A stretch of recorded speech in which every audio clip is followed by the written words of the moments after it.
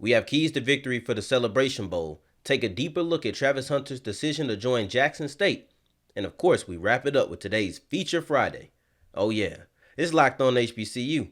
Play my music. You are Locked On HBCU, your daily podcast covering HBCU sports.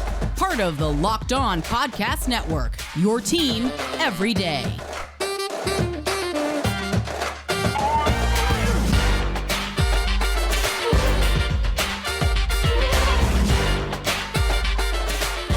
What's going on, family? Welcome back to another episode of the Locked On HBCU podcast, your number one daily one-stop shop for everything HBCU athletics, Monday through Friday. Part of the Locked On Podcast Network, your team every day. And of course, I am Darian Gray, the mouth of the South, Texas Southern alum and former TSU Herald Sports editor. Thank you for making Locked On HBCU your first listen of the day. And today's episode is brought to us by NetSuite.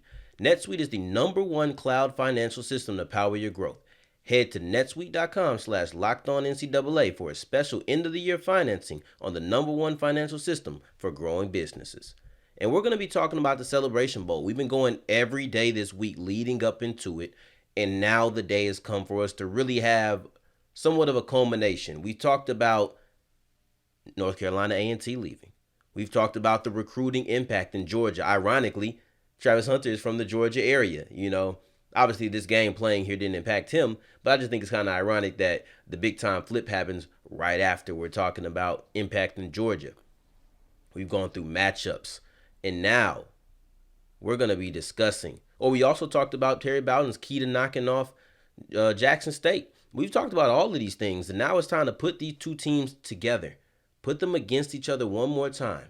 Last time we did the matchups, now we're doing the keys to victory, one on offense and one on defense for both South Carolina State and Jackson State. And it should be a lot of fun. It should be a lot of fun because we already have the matchups that we're looking for, whether that is, and I'm not going to spoil anything because these are things that come back into play. Go check out yesterday's episode of Locked On HBCU, and we will touch on that heavily, right? But let's go ahead and hop into it. Let's stop doing the whole exposition. Let's hop into the real storyline, right? The plot. And let's start off with South Carolina State. Corey Fields Jr. must rise to the occasion and protect the ball. It's that simple. Those are his two objectives for the day. Offensively, the quarterback, Corey Fields, must rise to the occasion and protect the football. These are things we talked about yesterday, things we talked about the day before. Defense. And I think that's the beautiful thing about this, is that when you're going through the story of a game Monday through Friday, and you finally reach this is the pinnacle, the culmination, as much as we can, right? Because we're going to talk about the game starting next week. But when you're doing this, you start seeing how the story is crafted, and you start looking at the game plan. And it's not, you got to do 10, 12, 15 things. It's, when you look at it, it comes down to these similar things. And the story continues to get crafted. Hey, they got to protect the football. That's what we did. Protect the football. South Carolina State has kind of a turnover problem, at least interception-wise. Now we're sitting here, we're talking about keys to victory. Protect the ball, rise to the occasion. So Jackson State is going to put pressure on you, and I don't just mean the literal pressure. They are going to put literal pressure on you because they have the most sacks in the nation. But when I say they're going to put pressure on you, what I mean is the mental pressure of, I have to get this out. That defense is ferocious, so you're going to feel like, I have to do this, I have to do that. And you know what? You're not tripping, and it's not in your head. You do have to do this, and you do have to do that. But you got to make sure when you're doing this and that, you're not giving the ball up. Because giving the ball up to Jackson State is kind of a death sentence, okay? And you can look at what happened against Prairie View and say they didn't capitalize, but I would not look at Jackson State failing to capitalize off of turnovers and feel like you can do it. If you're a defense, yes, look at the things that they did to neutralize the offense. That works. That's why you would look at that film. But offensively, just don't do it. Just don't turn the ball over and put your defense in a situation where they might not be able to do it. It's that simple. And then also, make them plays, man. They're not going to give you chance after chance after chance. So when the opportunity is there, you have to make it happen. Then, which defense is going to show up for South Carolina State? That's a real question. The defensive performance is going to be huge because they already said, Jackson already said, if we can score 21 points, I think we're going to win in every game. And so far, they're allowing 28 points a game. South Carolina State is. You drop it to 24 if you're looking at the FCS, and 24 points is still a tough sell because Jackson State's allowing 14. So it's kind of like if you both allow your averages of the year, you're not gonna be good. And there's kind of a Jekyll and Hyde situation when you're talking about this Bulldog defense, because on one week they're stifling the Norfolk State offense, which is one of the best in the MEAC, to only 21 points. But 21 points is still a good amount, right? You said you could win. However, Norfolk has scored more than that in every other game they played against an FCS opponent. So you have South Carolina State knocking off, or not, well, they knocked them off, they won, but then they also kind of knocking them off their path of being this high-flying, high-scoring offense. But then on the other weeks, you look at who they're playing in the SWAC, and you're giving up 30 to everybody. You gave up 30 points to FAMU, 35 to Bethune-Cookman, 42 to Alabama A&M. And I think a key to not doing that is going to be Jacoby Durant, because he's a guy who he has the mindset of, I have to go knock this off. I have to go knock off this opponent. I have to go win this matchup for my team. This is something that he said. I'm just going to play fearless every play, every snap, and try to dominate. I like that mindset. I don't worry about him in big games because I've seen what he did against Clemson. I've seen what he did against Alabama A&M last year in the spring, getting 3 interceptions. I saw that. He said he likes to play in big games. The stage is bright, but you can't let the bright side of it get to you. Just go in and play ball. I like the way this guy thinks. And shutting down Keith Corbin is going to be a key to victory. Now you look at Jackson State. Offensively, you got to run it often and run it well. That offense struggled last week or 2 weeks ago against PV in the SWAC championship game. Shadir Sanders had his worst game of the year with his worst metrics as far as touchdowns go, completion percentage by far. He's a very accurate quarterback, but that day he wasn't. And then yardage was a far dip. It was a valley. So, and I want to be clear, I don't think that's happening again. I do not see that happening again in this game, that he struggles on that level. However, when it was struggling, the running game was keeping you afloat. And it's something that they don't do often. Peyton Pickett, Sante Marshall, they've shown you that they can keep the offense chugging. The only 2 touchdown drives were product of big-time runs along the drive by Pickett and Marshall. Pickett had a couple of runs on another drive that resulted in a goal line interception. So when I say run it often, it's not because I think Shadir Sanders is going to have another bad game. That's not why that is at all. It's just that you should run the ball. They're not mutually exclusive. Jackson State has a huge problem with the often part. But Marshall and Pickett have had huge success, at least in the last game, with running it well. I'd much rather have to fix running it often than having to run it well. And that's where Jackson State is right now. You don't need to struggle to run the ball, man. You do not need to struggle offensively to run the ball. And I think it would behoove Jackson State to really remember that and understand that they don't have to do that. And then defensively, win the trenches. Because losing the trenches means that they're running all over you. Keontae Hampton, James Houston, Arjun Miller, Antoine Owens. Y'all all got tackle for losses. Y'all all used to making plays on the other side of the backfield. Y'all need to do that again, because losing the trenches means you're getting ran over, which means they're pounding you, they're bleeding the clock. And honestly, that's momentum going into the pocket of the Bulldogs. And now you're losing possession from your offense, and you're playing right into the hands of South Carolina State. The time of possession won't be where you would like it to be. You're not going to be able to put the same amount of pressure on Fields to make these decisions that are going to be game-changing.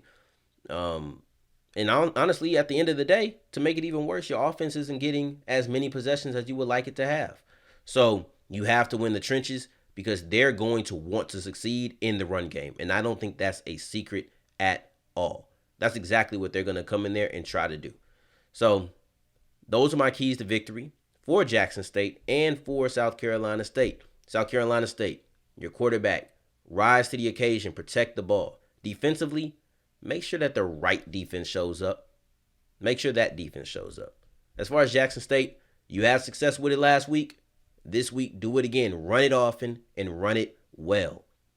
And win in the trenches on defense. That's how both of these teams are going to be able to win. So we'll come back and we'll see Did y'all focus on our keys to victory? Because last time we went over it, they definitely did play a part. But going forward, we're going to be talking about Travis Hunter's big time decision to go to Jackson State and exactly what it means going forward and some of the impact of it that we didn't discuss on yesterday's episode going forward of Locked On HBCU. This is it. The putt to win it all. You make this and you win the championship. But right on your backswing, your hat falls over your eyes. Is this how you're running your business? Poor visibility because you're still relying on spreadsheets and outdated finance software? To see the full picture, you need to upgrade to NetSuite by Oracle, the #1 cloud financial system to power your growth. With visibility and control of all your financials, inventory, HR, planning, budgeting, and more, NetSuite is everything that you need in one place, so no more going here and there and over here and back over there just to get the job done. NetSuite will automate your processes and close your books in no time while staying ahead of your competition. Over 27,000 businesses already use NetSuite, and right now, through the end of the year, NetSuite is offering a one-of-a-kind financing program if you're ready to upgrade. That's only if you're ready to upgrade. If you want to stay where you are, don't worry about it. Don't go to netsuite.com/lockedonncaa. Head to netsuite.com/lockedonncaa for a special end-of-the-year financing on the #1 financial system to grow your business. That's netsuite.com/lockedonncaa. BetOnline has you covered all season with more props, odds, and lines than ever before as football season continues to march into the playoffs. BetOnline remains your #1 spot for all the sports action this year. And if somebody says it isn't, don't ever talk to them again because you can't trust them. They like to lie to you. And I don't like people who like to lie to me. Don't do that. Head to the new updated desktop, or if you want to get on your phone and do the mobile website to sign up today, then receive your 50% welcome bonus either way on your first deposit. Just use the promo code LOCKEDON to make sure you get that bonus. That's LOCKEDON. Jackson State opens up as a 9.5-point favorite over South Carolina State, but if it's not your prerogative to bet on college football, that's fine. We still have college basketball, pro basketball, NFL, hockey, boxing, all of it, even casino games.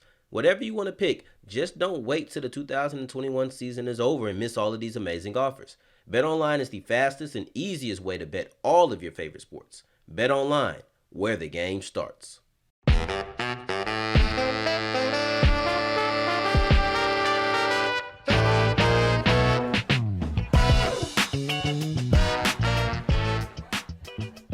All right, everybody, as we keep rolling on today's episode of Locked On HBCU, thank you for making us your first listen of the day every day. Make sure you check out the Ultimate College Football Preview 2021. There's local experts, betting advice, and draft analysis, and the most comprehensive college football playoff preview begins this Friday.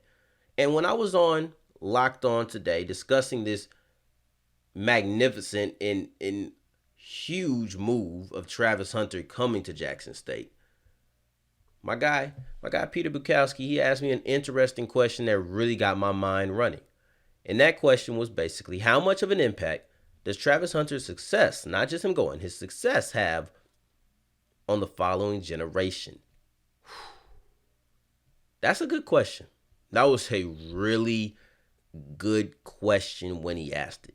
I had an answer. Y'all know me. I'm quick on my toes. You know what I mean? You know what I'm saying? I think I might have been like a ballerina in my past life or something.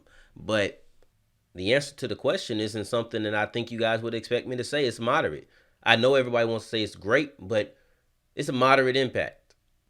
I know a lot of people want me to say that it's high, and I think it has the potential to be high, but its floor is moderate. Its floor is not something that's a low impact move. Prior to even diving in deeper about this move and its impact, I want to get the audio from his reveal so we can just remember this moment, because I do want to point out something that happened. I'll explain it because you only hear it. But I do want to get the audio from 11 Alive in Atlanta, who was there to capture this magnificent moment. I like this one. It fit me well, but that ain't who I want. I always been on my mind. But check me out, Mom. Go me that hat.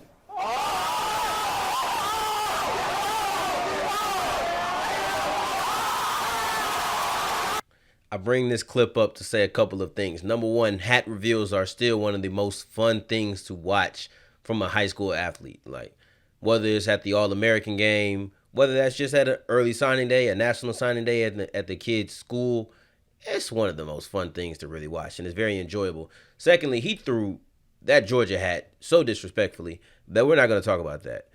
That last exclamation that I kind of let linger for a little bit, I feel like that's the type of energy and that's the type of response that he wanted to get. Because yes, it was a reaction every time he threw a hat. It was a ha type of reaction. But I don't know if you guys were able to hear it. And if you can't, rewind this right there. There was a second outburst of just exclamation. And I'm not going to try to describe the sound, but it was a, oh. And I felt like that type of reaction is what he wanted. He is trying to be a trendsetter, like I said on last episode. And that's not a negative way, not trying to capitalize or, well, I just want to be the first to do it. And I don't like some Soulja Boy stuff. But he just is being a trendsetter and just so happened to be the first one. He wants to continue to make that movement going. Now, I don't think it's to be braggadocious. I think it's because he believes in the movement. That response is what he wanted. That response is going to get people there. And that's the reason I say it's a moderate impact. Because it's not so much about his success. Mind you, the question was, how does his success play a part? Moderately. Him going there is hugely influential. So let me explain to you what I say the difference is. Him simply touching down on that campus and being there is going to make other recruits feel like I can go there. The best person in the last class went. Why can't I? And it will make more eyes come there. So his impact on recruiting classes and generations going forward is like, by the time what success is, whether that's on the field, whether that's brand, like we talked about, it doesn't matter, because by the time we really are able to define what he is as a success, you'll probably have two classes that have already gone. You'll probably already have the 2022 class that's been pulled in. Well, I guess this is the 2022 class. So you'll have the 2023 class and the 24 class. They'll probably both have already been recruited and pulled in before you're able to deem if he's a success or not. The one thing that could hurt us, though, us as HBCUs, is if he pulls a Hersey. If he does like Hersey Miller and leaves and decides he's going to leave like within his first semester, that would hurt. And I think that runs the risk of stopping the whole locomotive. I feel like as long as he's present, he'll have the exposure. There'll be a lot of things in there. You won't have to hear about the best of the best, or people can't go there because the best of the best just went there. So when you're looking at, if I'm a 17-year-old kid, right, I'm thinking I'm a top five guy. Okay, well, I can go there. I'm top five in my state. I can go there. Say the best player in Mississippi wants to go to Jackson State now. You know, I can see that. Let's say the best player in the Houston area wants to go to TSU, Texas Southern, or if they want to go to Prairie View. You're in Houston, Cypress, like you're right there. You might want to say local because now it looks like an actual promising location. The only thing that can't happen is, Travis Hunter, you can't pull a Hersey. You can't say that you want to be a part of this bigger movement and something that's bigger than you and then leave. And I get it. He has his reasons. I've said how I feel about him, about those reasons. Him, I have no problem with Hersey. Hersey, go do what you want to do. P, I got respect for you, and I don't feel like this was handled right. Maybe there's information that I don't know that I'm not privy to that also led to the decision. But overall, I have no problem with the kid. Go do what you want to do, right? Student athlete. Go do that. But overall, I just feel like this movement can't afford another one of those. It can't afford you to say, I don't want to be here once I got here.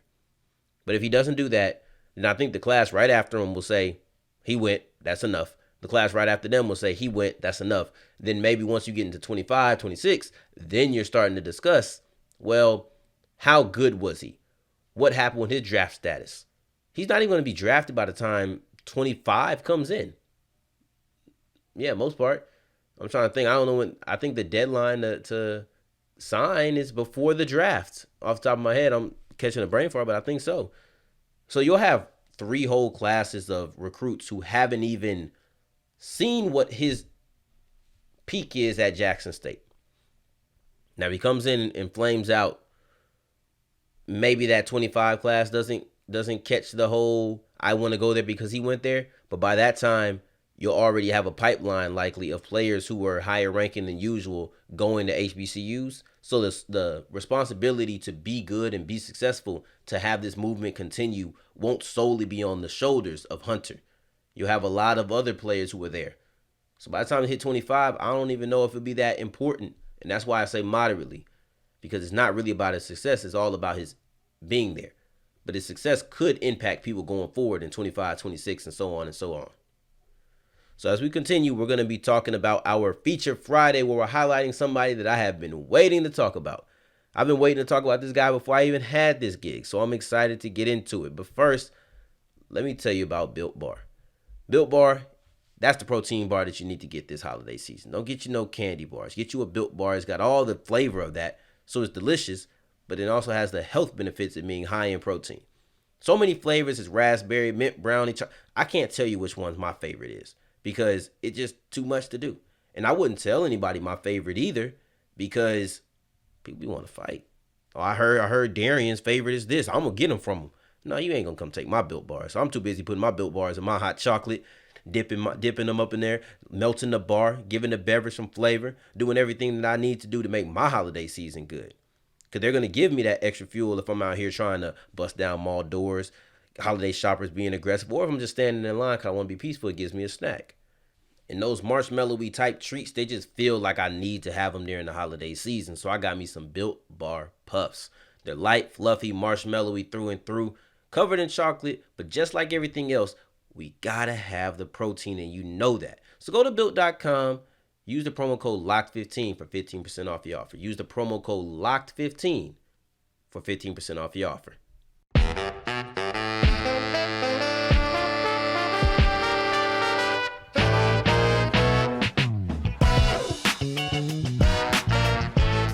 All right, family, as we wrapping up today's episode of the Locked On HBCU podcast, our last episode of the week, you know how we got to close it out, and that's with Feature Friday, where we highlight either one person, one thing, one event.